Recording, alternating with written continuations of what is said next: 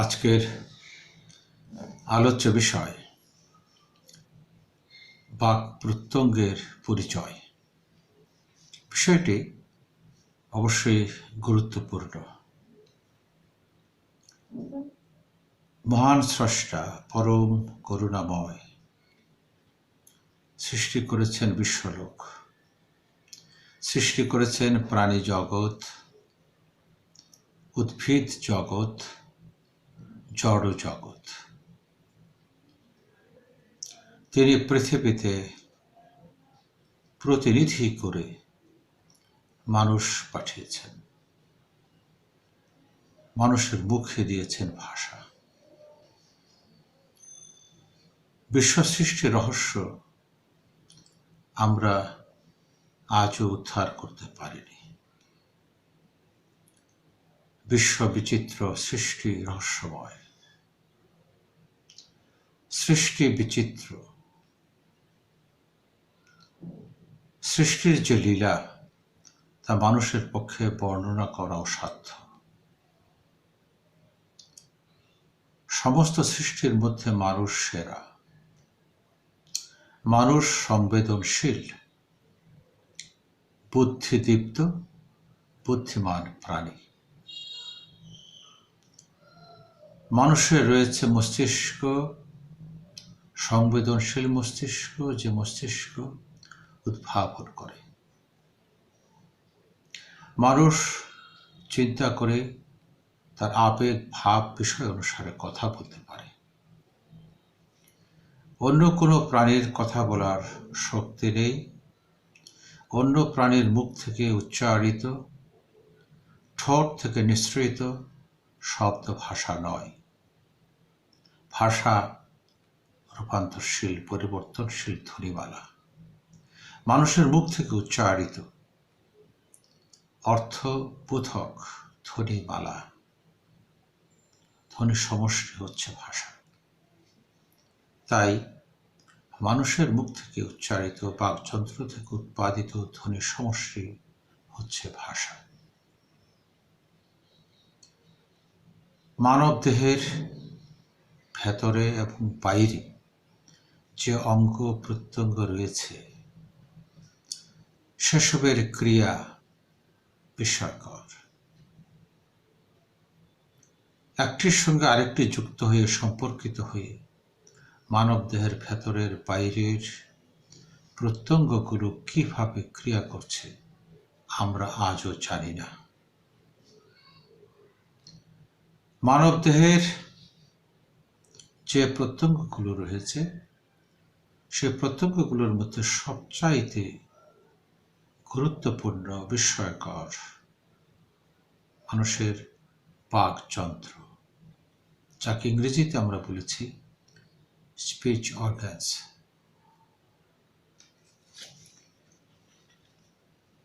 বাকযন্ত্রের যে ক্রিয়া, যে বিন্যাস, বাকযন্ত্রের ভেতরে যে সূক্ষ্ম প্রত্যঙ্গ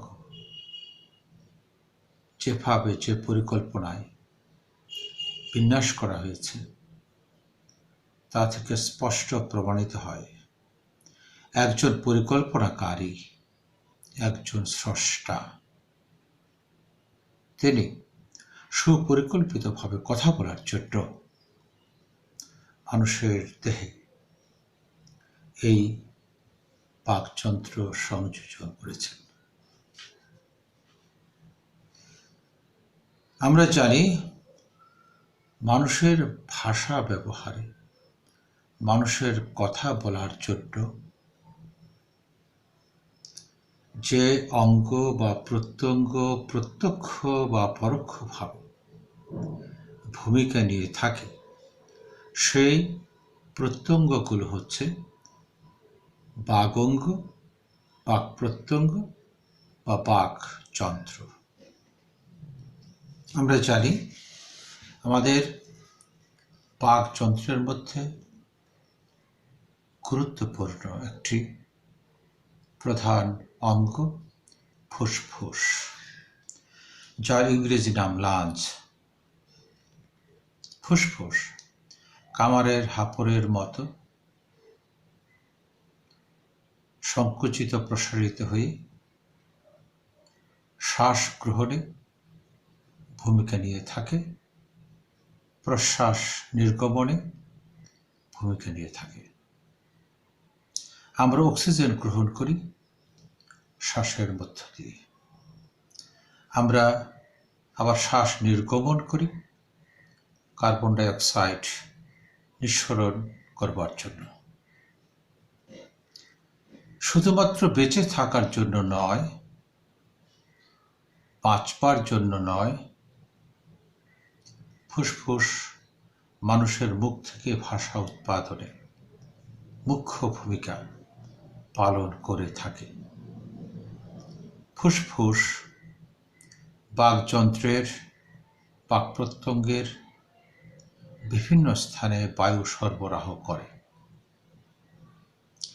শ্বাস বায়ু বা ফুসফুস তাড়িত বায়ু বা বাতাস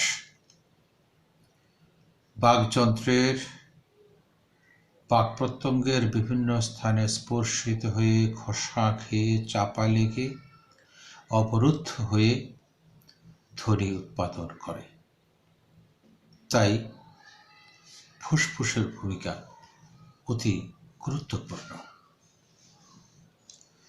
আমরা জানি ফুসফুসের 7টি অংশ রয়েছে। মধ্যচ্ছদা, ডান ফুসফুস, বাঁ ফুসফুস, শ্বাসনালী, বায়ুনালী, স্বরতন্ত্রের মধ্যবর্তী পথ এবং অধিজিহ্বা। তার ইংরেজি নাম দেওয়া হয়েছে diaphragm, right lungs, left lungs, bronchial tubes, windpipe, glottis এবং এপিগ্লটিস। মানুষের ভাষার কাজে ব্যবহৃত বাক প্রত্যঙ্গের মধ্যে সবচাইতে গুরুত্বপূর্ণ স্বরযন্ত্র, যাকে ইংরেজিতে আমরা বলেছি ল্যারিঞ্জ। পুরুষের গলার দিকে তাকালে একটি উঁচু অংশ দেখা যায়, তার ভেতরে সংযুক্ত হয়েছে স্বরযন্ত্র, যাকে ইংরেজিতে আমরা বলি ল্যারিঞ্জ এবং অন্য নামে অ্যাডামস আপল, যার বাংলা করা হয়েছে কণ্ঠমণি। এই কণ্ঠমণির ভেতরে রয়েছে ভোকাল কর্ডস, যার বাংলা আমরা করেছি স্বরতন্ত্রী। স্বরতন্ত্রী হচ্ছে এক ধরনের মাংসের ঝিল্লি বা পর্দা।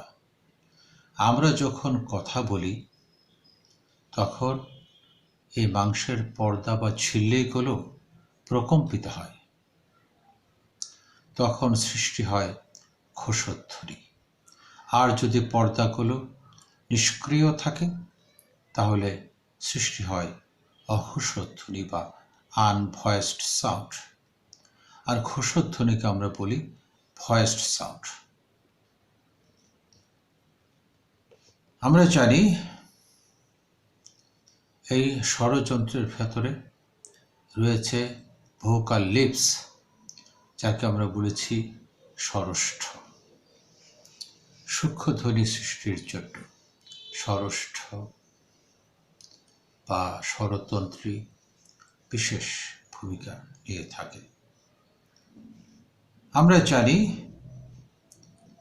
বাকপ্রত্যঙ্গের মধ্যে রয়েছে শ্বাসনালী, যাকে ইংরেজিতে আমরা বলেছি ট্রাকিয়া।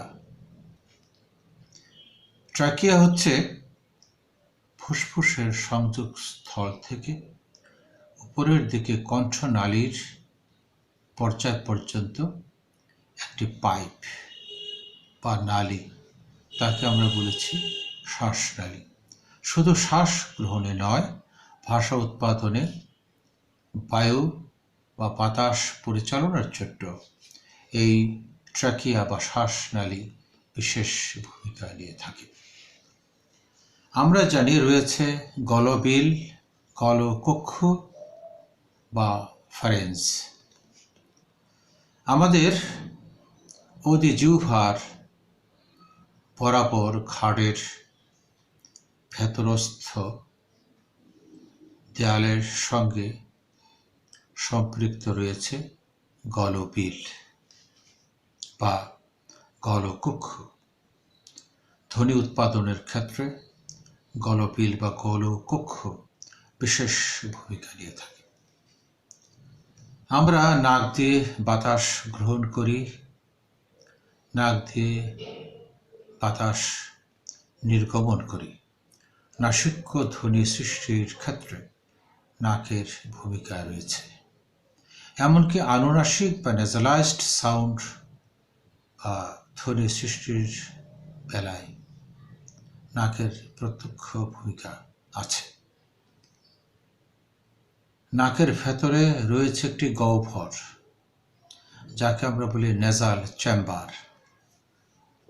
তার বাংলা করা হয়েছে নাসিকা কক্ষ। আমাদের আনুনাসিক ধ্বনি বা স্পৃষ্ট ব্যঞ্জন ধ্বনি, যাকে আমরা অ্যাসপিরেটেড সাউন্ড বলি, আনুনাসিক স্বর বা ধ্বনি উৎপাদনে এই নাসিকা কক্ষের সক্রিয় ভূমিকা রয়েছে।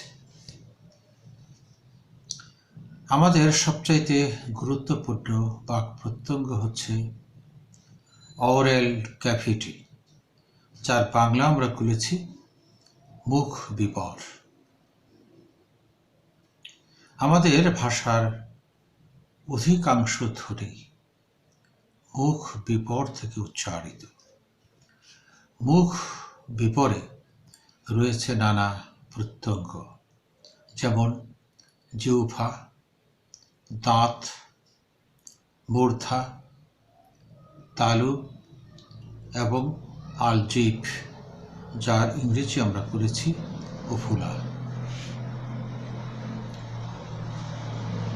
মুখ বিবরের ভেতরে যে প্রত্যঙ্গগুলো রয়েছে, সেই প্রত্যঙ্গগুলোর মধ্যে সবচাইতে গুরুত্বপূর্ণ ভূমিকা নিয়ে থাকে আমাদের জিহ্বা বা জিভ। জিভ সংকুচিত হয়ে প্রসারিত হয়ে ডানে বায়ে নড়াচড়া করে উপরের দিকে উঠে নিচের দিকে নেমে বাঁকা হয়ে নানাভাবে ধ্বনি উৎপাদনে সহায়তা করে। শুধু খাদ্য খাবার জন্য নয়, আমাদের ভাষা ব্যবহারের জন্য জিহ্বার ভূমিকা অতি গুরুত্বপূর্ণ, তাৎপর্যমণ্ডিত। আমাদের ধ্বনিগুলো জিহ্বার ডগার সহায়তায় উৎপাদিত হয়, জিহ্বার মধ্যভাগ থেকে উচ্চারিত হয়, জিহ্বার পশ্চাৎ অংশ থেকে উচ্চারিত হয়। জিহ্বা কখনো দাঁতে স্পর্শ করে, কখনো দাঁতের গোড়া স্পর্শ করে, কখনো সম্মুখ তালু মধ্য তালু স্পর্শ করে, বা জিহ্বার গোড়া পেছনের দিকে সরে গিয়ে ধ্বনি উৎপাদনে সহায়তা করে। আলজিভ সংকুচিত প্রসারিত হয়ে ধ্বনি উৎপাদন করে। যদি আলজিভ বা জিহ্বা গঠনে সামান্যতম সমস্যা থাকে, তাহলে তার পক্ষে শ্রুতি মধুর করে বা সুস্পষ্ট করে ভাষার ধ্বনি উৎপাদন করা সম্ভব নয়। আমরা জানি যে আমাদের বাক প্রত্যঙ্গের মধ্যে রয়েছে সর্বশেষ যে প্রত্যঙ্গ, যা বাইর থেকে দৃশ্যমান, সেটি হলো মানুষের নমনীয় ঠোঁট, যাকে ইংরেজিতে আমরা বলেছি লিপস। শুধুমাত্র আমাদের বাংলা ধ্বনির মধ্যে প বর্গীয় ধ্বনিগুলো প, ফ, ব, ফ, ম। এই ধ্বনিগুলো সৃষ্টির ক্ষেত্রে এগুলো সবই স্পৃষ্ট ব্যঞ্জন। এই ধ্বনিগুলো সৃষ্টির ক্ষেত্রে ওষ্ঠ বা ঠোঁটের প্রত্যক্ষ সক্রিয় ভূমিকা রয়েছে। তাছাড়াও আমাদের যে সংবৃত স্বরধ্বনি, কুঞ্চিত বা গোলাকৃতির যে স্বরধ্বনি বা প্রসৃত যে স্বরধ্বনি, সেগুলো উৎপাদনের ক্ষেত্রেও ওষ্ঠ বা ঠোঁটের সক্রিয় অবদান বা ভূমিকা রয়েছে। প্রিয় বন্ধুগণ, এ পর্যন্ত আমরা সংক্ষেপে ভাষা উৎপাদনে আমাদের যে বাক প্রত্যঙ্গ রয়েছে, যে বাক প্রত্যঙ্গ পরম স্রষ্টার বিস্ময়কর আশ্চর্য সৃষ্টি, সেই বাক প্রত্যঙ্গের সংক্ষিপ্ত, অতি সংক্ষিপ্ত বর্ণনা আমরা দিয়েছি। কথা বলতে গেলে বাক প্রত্যঙ্গের ভূমিকা আমাদের অবশ্যই প্রয়োজন। বাক প্রত্যঙ্গ ব্যতীত কথা বলা অসম্ভব। আমি যখন শুদ্ধ উচ্চারণ করব, আমি যখন ভাষাকে শ্রুতিমধুর করব, আমার বাক ভঙ্গি, আমার বাচন ভঙ্গি, আমার কথা বলার স্টাইল, আমার শৈলী যে নির্মাণ ভাষার, সেটি যদি আমি তৈরি করতে চাই, তাহলে আমাকে বাক প্রত্যঙ্গের ভূমিকা জানতে হবে। কোন ধ্বনিটি বাক প্রত্যঙ্গের কোন স্থান থেকে, কিভাবে, কোন রীতিতে, কোন পদ্ধতিতে উচ্চারিত হচ্ছে, সেটি জানা থাকা আবশ্যক। এ কারণে আমরা বাক প্রত্যঙ্গের সংক্ষিপ্ত পরিচয় দিয়েছি। আমরা সামনে বাক প্রত্যঙ্গের বিষয়ে চিত্র উপস্থাপনের চেষ্টা করব এবং আগামী দিনে কোন প্রত্যঙ্গ থেকে কোন ধ্বনিটি কিভাবে উচ্চারিত হচ্ছে, কোন উচ্চারণ আমাদের কিভাবে করা উচিত, সেই বিষয়গুলো আমরা অবশ্যই আমাদের গ্রুপের পক্ষ থেকে আপনাদের অবহিত করব। আমি বলতে চাচ্ছি যেটি, সেটি হলো ভাষার গঠন রীতি, উচ্চারণ স্থান এবং উচ্চারণ রীতি আমরা ব্যাখ্যা করার চেষ্টা করব। আজকে আর কথা বাড়াচ্ছি না, কথা আমরা বাড়াতে চাচ্ছি না। আমরা আগামীতে পর্যায়ক্রমিকভাবে সূচি দিয়ে আমরা আমাদের কথাগুলো বলবো। আশা করি আপনারা আমাদের সঙ্গে থাকবেন। আমরা শুদ্ধ বাংলা চর্চা করি। যারা সম্পৃক্ত রয়েছেন আমাদের সঙ্গে দেশে বিদেশে, সবাইকে শ্রদ্ধা, ভালোবাসা জানাই। আপনারা আমাদের সহযোগিতা করবেন এবং বাংলা বানান ও উচ্চারণ চর্চা গ্রুপে সদস্য হয়ে আমাদেরকে সহযোগিতা করবেন, সহায়তা করবেন। আমরা মাতৃভাষা সেবার জন্য সামান্যতম শ্রম দিয়ে যাচ্ছি। আপনারা আমাদের সঙ্গে থাকুন। সবাইকে ধন্যবাদ জানিয়ে, প্রীতি ও শুভেচ্ছা জানিয়ে আজকের বাক প্রত্যঙ্গ বিষয়ক আমাদের সংক্ষিপ্ত বক্তব্য এখানেই শেষ করছি। সবাইকে ধন্যবাদ।